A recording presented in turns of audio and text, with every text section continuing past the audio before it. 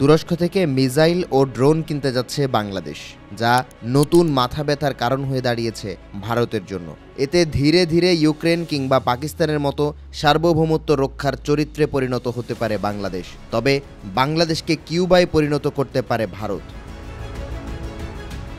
Bangladesh, the Ukraine next door or it is Cuba. সম্প্রতি এমন বিতর্কিত শিরোনামে উস্কানিমূলক নিবন্ধ প্রকাশ করেছে নিউজ 18।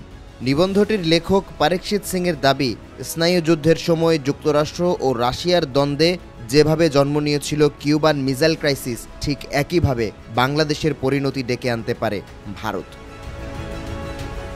তৎকালীন মার্কিন প্রেসিডেন্ট জন এফ কেনেডি পরিষ্কার করেছিলেন, যুক্তরাষ্ট্রের নাকের নিচে কিউবায় মিসাইল মোতায়েন করা যাবে না, যা বাস্তবায়নের কারণে পরমাণু যুদ্ধের মুখোমুখি হয়ে পড়েছিল বিশ্ববাসী। লেখকের দাবি, ভারতের জন্য যুক্তরাষ্ট্রের ভূমিকায় নামার সময় চলে এসেছে। লক্ষ্য বাস্তবায়নে ঢাকায় ব্লকেড আরোপ করতে পারে নয়াদিল্লি।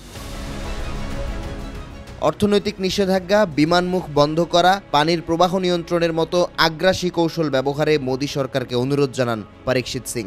এমনকি বাংলাদেশকে দখল করার মাধ্যমে মানচিত্র বদলে দেওয়ার মতো চরম পদক্ষেপ নেওয়ার পরামর্শ দেন তিনি। এতে সংশোধন করা যাবে 1971 সালের ভুল, ফলে সীমানা পুনর্নির্ধারণের মাধ্যমে চড়া হবে চিকেন নেক করিডোর।